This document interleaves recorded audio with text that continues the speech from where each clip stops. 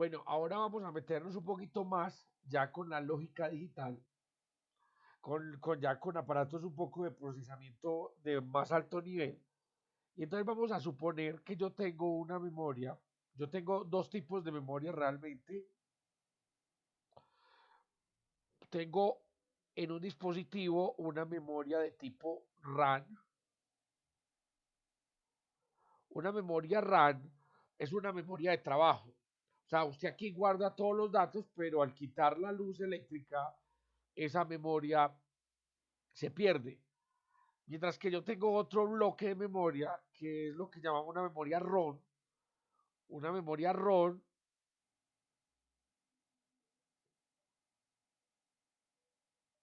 es una memoria que permanece. Se llama ROM porque antes era solo de escritura. Con el tiempo hemos cambiado a memorias que ya las podemos escribir y volver a escribir, borrar y volver a escribir de forma sencilla. En una época, cuando empezaron a salir las memorias, uno tenía que, digamos, mandar a hacer la memoria con su programa allá adentro y ya esa memoria no se podía cambiar. Después salieron, eso se llamaron PRON y EPRON. Después salieron otras memorias que traían aquí el chip descubierto y era que yo las podía iluminar con luz ultravioleta y cuando las iluminaba con luz ultravioleta las podía borrar para volverlas a escribir. Entonces vendían aparatos para para escribir o reescribir las memorias. Hoy en día, pues tenemos sistemas magnéticos. Ahora está muy de moda discos de estado sólido, pero también tenemos memorias de tipo flash. Una memoria de tipo flash, yo tengo, digamos, una señal y por acá tengo cruzadas señales. Entonces, por ejemplo, por aquí entra una señal, un 1, un 0. Y entonces ustedes quieren guardar una palabra en esos 4 bits. Entonces aquí hay una resistencia y si está unida es un 1, si no está unida es un 0. Entonces digamos que ahí está guardado el 1, 0, 1, 1. Si yo quiero, ahí la forma de, digamos, de volver hasta acá y volver a reescribir mi memoria, por ejemplo. Entonces ya quedaría 0, 1, 1, 0. Entonces, esos son memorias flash. Los procesadores tienen una memoria de ese tipo. Entonces, bueno, yo tengo una RAM. Esa RAM es más rápida, pero cuando se vaya la energía, voy a perder lo que tenga en ella. La ROM es donde van a estar, pues, los datos que no quiero que se pierdan. La RAM está conectada a una cosa que llaman registros. Vamos a colocar nuestros registros. ¿Y qué van a hacer los registros?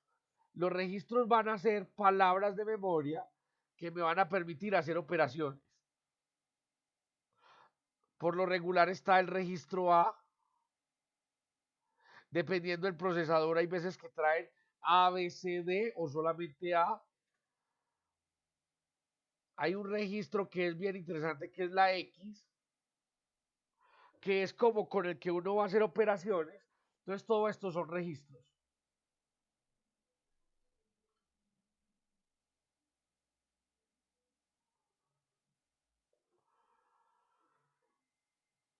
Entonces, bueno, entonces estos son registros. Empezamos con registros de 8 bits. Fue el más sencillo. Después pasamos a 16 bits. Ahora los computadores tienen 32 y 64 bits. O sea que las palabras de operación son de 64 bits. Y estos registros van a estar pegados a una cosa que se llama un demultiplexor o un multiplexor. Vamos a colocar nuestro MUX. o sea, un multiplexor. ¿Qué es un multiplexor? Por aquí le llega una entrada y él mira a cuál registro le va a colocar esa entrada. O lo contrario, él tiene todos los registros y él entonces va a mirar a quién le lleva. Entonces aquí llevan los registros y él va a mirar o de alguna manera por control, él va a sacar una salida. A ver qué más me falta. Me falta un contador, se llama contador de pila.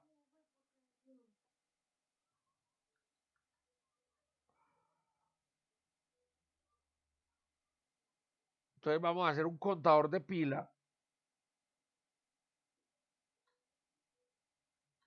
Ese contador de pila lo que va es ir conectado a la ROM y él va en orden a mirar lo que hay en la posición de memoria 0, lo que hay en la posición de memoria 1, lo que hay en la posición de memoria 2, lo que hay en la posición de memoria 3.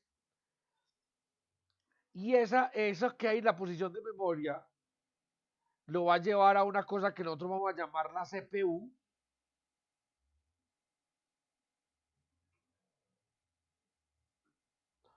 que es la unidad de procesamiento central. Central Processing Unit. Entonces, esa unidad de procesamiento central coge la instrucción que leyó de la memoria, eso le llama un código, y ese código le va a decir qué tiene que hacer con los registros. Y hay una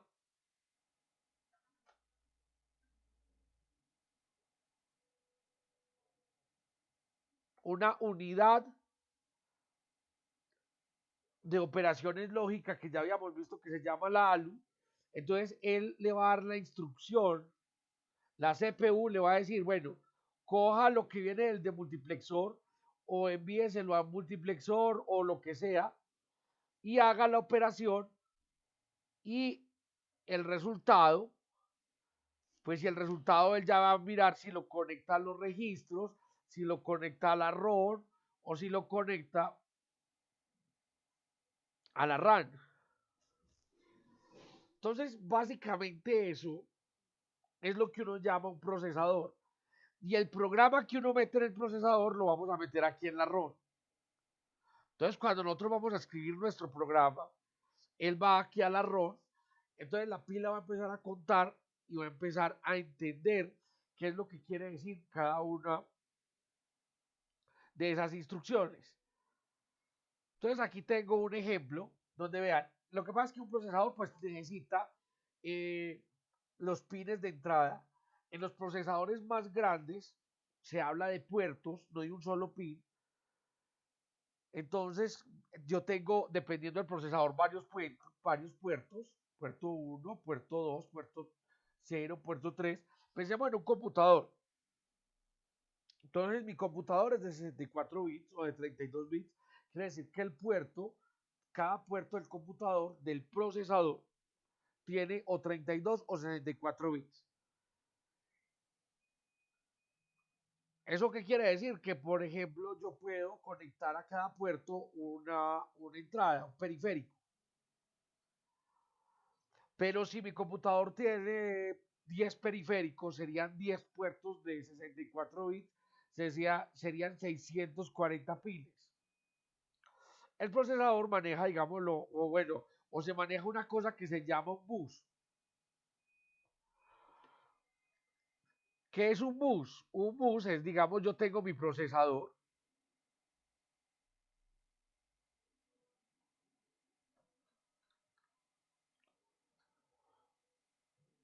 Entonces yo tengo mi procesador y ese procesador tiene solamente un puerto de entrada y de salida.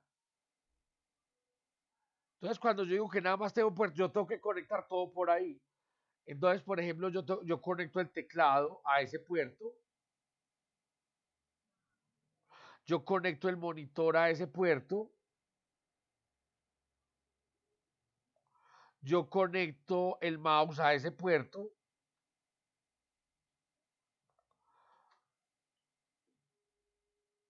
y una sola línea me permite decirle a este que este es el mouse o el teclado, que este es el mouse, que este, ¿qué más fue lo que conecté? La pantalla. Entonces, cuando yo quiero comunicarme con el teclado, apago todo lo otro y dejo prendido el teclado. Y así el único que se está comunicando con el teclado sería el procesador. El problema, el bus, lo que hace es que me reduce la cantidad de líneas que tengo que usar para conectar mis módulos al procesador. El problema del bus es que no todos se pueden comunicar al tiempo. Entonces son, digámoslo así, unas por otras, pero la velocidad con que el procesador funciona es tan rápido que muchas veces lo del tiempo no es problema, algunas veces. Entonces, miren, vean. Entonces, aquí yo tengo los puertos, aquí tengo una CPU. La CPU está conectada a una memoria RAM y está conectada a una memoria ROM, ¿cierto? Entonces él va a mirar, por ejemplo, la memoria ROM es donde uno coloca el programa. Aquí está la parte de control de esa CPU.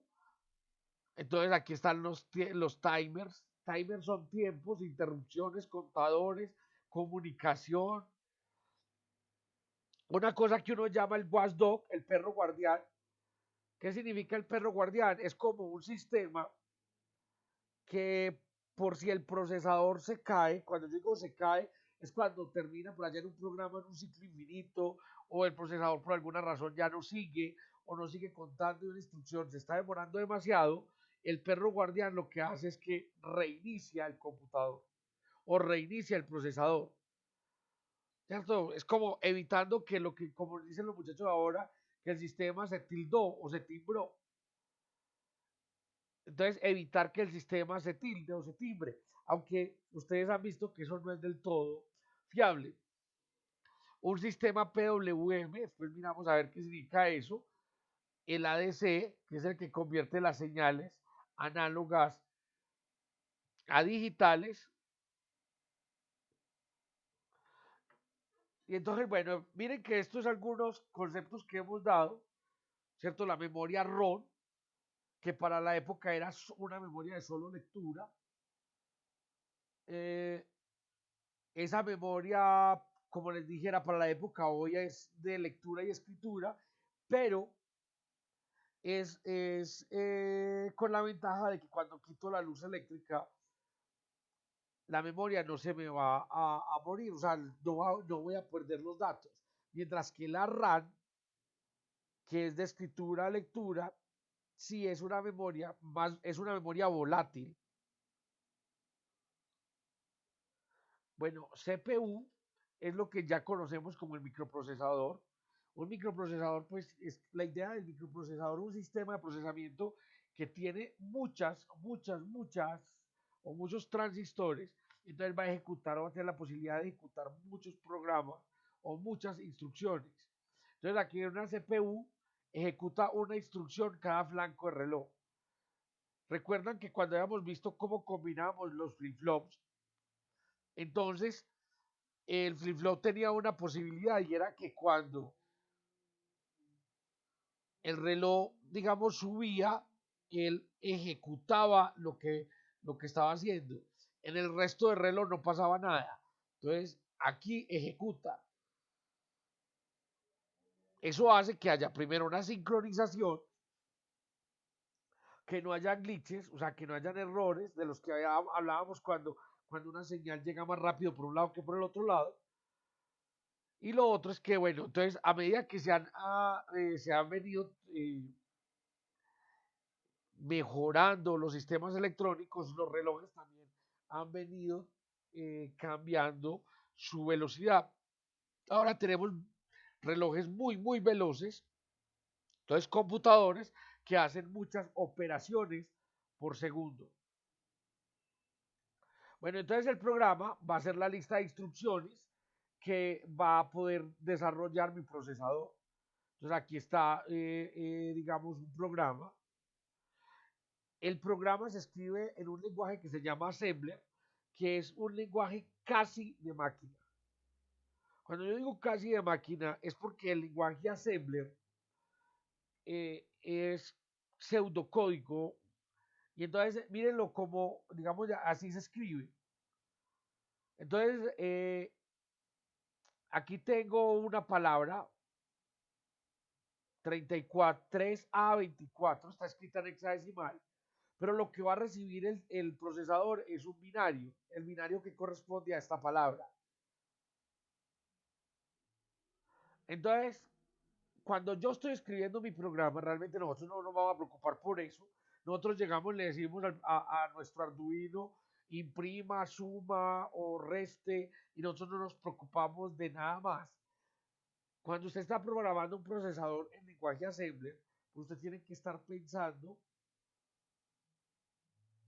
qué pasa con cada una de las instrucciones, en qué registro las va a colocar, en qué registro va a colocar la solución, en qué posición de memoria va a guardar, en qué posición de memoria va a leer. Es bastante engorroso programar en Assembler. Hay programas de más alto nivel. Por ejemplo, volvamos al Arduino. El Arduino tiene un software que usted escribe y el lenguaje está más cercano al lenguaje propio de nosotros que al lenguaje propio de la máquina. Eso quiere decir que es un lenguaje de muy alto nivel. Cuando el lenguaje está más cercano al lenguaje de la máquina que al lenguaje de nosotros, es porque el lenguaje es un lenguaje de bajo nivel. Entonces miremos aquí. Entonces está la instrucción. La instrucción es yo qué voy a hacer. La instrucción siempre es una operación. Y esa operación va a caer en uno o en dos operandos, dependiendo yo qué quiero hacer. Entonces, por ejemplo, yo puedo rotar un bit, yo puedo sumarle en uno a un bit, yo puedo sumar dos bytes, o sea, dos palabras, yo puedo guardar una posición de memoria, o sea, entonces aquí viene lo que va a hacer el procesador. Y la lista de todo esto, o sea, la lista de todo esto es ya el programa en sí. Entonces, miren, aquí está, por ejemplo, el paso 1. El paso 1 es mirar en qué posición de memoria está el programa. Si recuerdan, o sea, él empieza en 0 y lee entonces la instrucción. Después, cuando la instrucción se hace, pues vuelve a la posición de memoria la 1 y lee la instrucción, la 2. Entonces, supongamos que aquí ya va en la 3A24. Entonces, lee la memoria. Va y busca en la memoria la 324 y vean aquí, es una instrucción. Entonces el paso 2 es codificar esa instrucción. Entonces él lee la instrucción, la codifica y aquí ya pasa al paso 3, que entonces está procesando esa información. Entonces en el paso 4 ya él ya sabe qué operación tiene que hacer, pero entonces ¿a quién se la va a hacer? Entonces se la va a hacer a la posición de memoria siguiente del programa, que es donde está el operando. Entonces el paso 5 sería coger los operandos y hacer la operación. El paso 7, pues el paso 6 es coger el otro operando. El paso 7 es hacer la operación y llevarla al resultado. ¿Cierto? Y el paso 8 es guardar el resultado en alguna parte.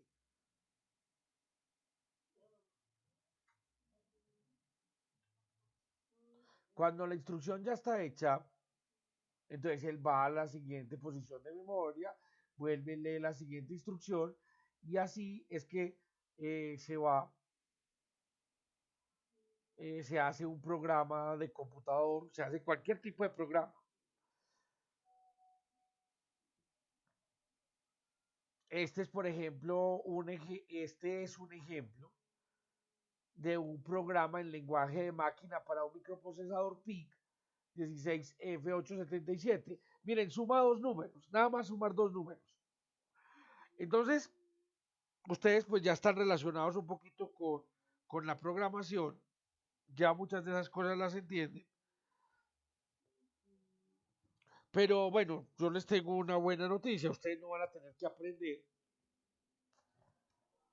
a programar de esta manera, eso nos tocó a los más viejitos, aunque si ustedes quieren trabajar con un procesador un poquito más grande, y hay programas que le ayudan a uno, cada compañía tendrá su lenguaje, es muy necesario muchas veces saber aprender en assembler o en código de máquina. Entonces, como siempre, estos son los encabezados donde uno coloca las variables y coloca la, las librerías que uno necesita. Aquí, por ejemplo, vea, estamos definiendo la variable temp como 0, como en hexadecimal 73. Y entonces uno empieza diciéndole, vaya al inicio. Y este ORG es la locación de una interrupción, como si fuera un subprograma. Pero entonces lo que me interesa a mí es ir al inicio. Entonces a la variable 1, llévele 0C. Estoy definiendo la variable 1. A la variable 2, llévele 0D. Entonces usted no puede directamente llegar y decir, sume variable 1 con variable 2. El microprocesador o el microcontrolador tiene diferentes registros. Entonces me toca lleve la variable 1 al registro W y lleve la variable 2. Mire, esta instrucción quiere decir, súmele la variable 2 al registro W y el resultado lo coloca en W. Y fin del programa. Si yo quisiera ver el resultado, me tocaría entonces decirle, muéstreme la variable W. Estos son, por ejemplo, los primeros equipos lógicos. Aquí en la foto, en 1946, el ENIAC, que era capaz de hacer 5000 sumas y 300 multiplicaciones en un segundo. Yo sé que a ustedes eso ya no los sorprende. Miren el tamaño que ocupaba y era hecho con diodos. Los semiconductores eran tubos al vacío. Entonces cada compuerta, cada operación lógica que iba a hacer este aparato, pues tenía que ser con esos bulbos, con esos, con diodos que parecen bombillas. Si ustedes miran un televisor blanco y negro viejo, van a ver los tubos para la época. Entonces, miren esto, esta parte que está aquí, que está conectando y desconectando, lo que está haciendo están escribiendo el programa. En lugar de, recuerden que yo le tengo que colocar una lista y esa lista pues es una lista binaria. Entonces aquí lo que estoy haciendo es colocándole o llevándole esa lista binaria. O sea, esta es como la memoria ROM a todo el programa central o a la CPU. Obviamente eso fue mejorando y entonces ya después lo que tuvimos fue una programación en tarjetas. Entonces uno hacía una tarjeta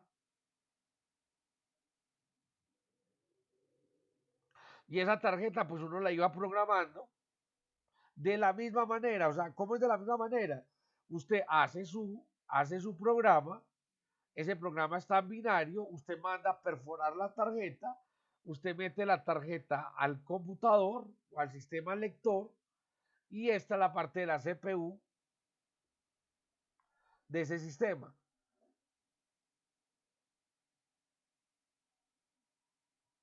Entonces ya para los 1960 ya aparecen ya sistemas lógicos un poquito más, primero más pequeños con memorias propias, aunque sea solo de lectura, y aparece pues la posibilidad de hacer un sistema lógico.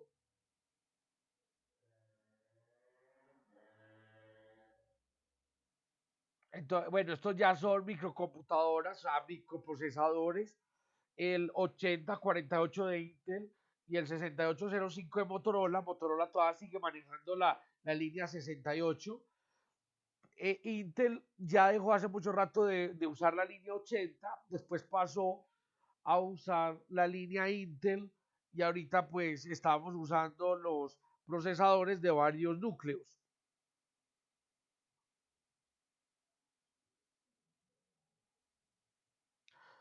Bueno, aquí ya nos muestran un sistema Arduino desarrollado en el 2005, un sistema que es muy fácil de programar, que el sistema no es tan robusto, o sea, el procesador no es tan confiable, no es tan bueno, pero le permite a uno hacer instrucciones básicas o sistemas básicos para este tipo de programación. Pero antes de que pasemos al Arduino, yo quiero hablar un poquito de otros sistemas lógicos que se llaman los PLL, los CPLL, las FPGAs.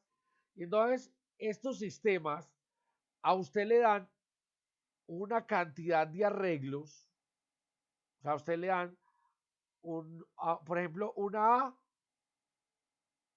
y la posibilidad de usar un no A. Aquí tiene un B y la posibilidad de usar un B, un no B. Y aquí tiene una cadena de is.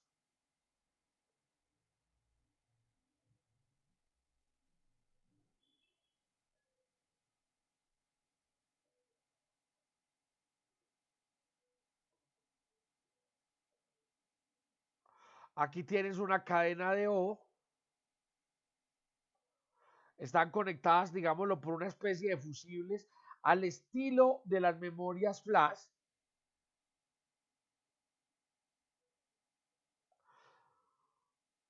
Entonces usted con estas compuertas que están ahí, digámoslo así, flotando, entonces usted tiene, por ejemplo, esta posibilidad. En principio no está conectado nada de nada, pero entonces usted quiere, por ejemplo, hacer A y no B, entonces hace un programita donde usted conecta, este lo conecta con este y la A la conecta con la otra entrada. Entonces aquí a la salida vas a tener lo que programaste, que es A y no B. Estos sistemas lógicos se llaman PLL, son muy comunes en la industria porque, porque la industria no utiliza casi el microprocesador sino los PLL, porque dan más corriente. Entonces es la posibilidad, el procesador da muy poca corriente, no es capaz, a duras penas enciende un LED, pero no es capaz de encender un motor, le tengo que hacer un sistema de corriente, que entonces vamos a tener que mirar, recuerdan cuando los transistores, veíamos los transistores, que le dábamos corriente a nuestro motor, entonces vamos a tener que hacer lo mismo para darle corriente a nuestro motor. Los PLL ya salen con mucha corriente. Aquí tiene un buffer, un seguidor, y ese buffer lo que hace es darle corriente a nuestro sistema. Entonces los ingenieros lo que terminan haciendo es programando o aprendiendo a programar PLLs. Es de pronto más engorroso, pero es más práctico porque de una vez ya yo tengo la corriente para manejar maquinaria muy pesada, mientras que el procesador yo tengo que pensar en primero programar el procesador, puede ser más fácil que programar el PLL, pero eh, al procesador le tengo que colocar un sistema de potencia, un sistema de corriente, mientras que al PLL no. O ya los venden más fácil para conectarlo. Hay otros sistemas, pues dependiendo la cantidad de compuertas que tenga, entonces hay unos sistemas que se llaman pues PLL simples, o sea, sistemas de programación simples, otros complejos, otros más complejos, y eso es lo que quiere decir cada una de sus eh, iniciales. Hay un sistema que se llama FPGA, que se llama arreglo de compuertas en campo. Entonces, ¿qué es un arreglo de compuertas en campo? Es precisamente eso. A usted le dan un sistema donde cada cuadrito de estos, que lo llamamos una lookup table, tiene una lógica. O sea, ella allá adentro tiene una lógica. Tiene una O conectada, por aquí una O, también tiene una NOT, bueno, un montón de cositas. Y esto tiene solamente una salida, y le coloqué solamente una salida, que es la combinación de ellas. Y entonces la FPGA lo que tiene es millones de lookup tables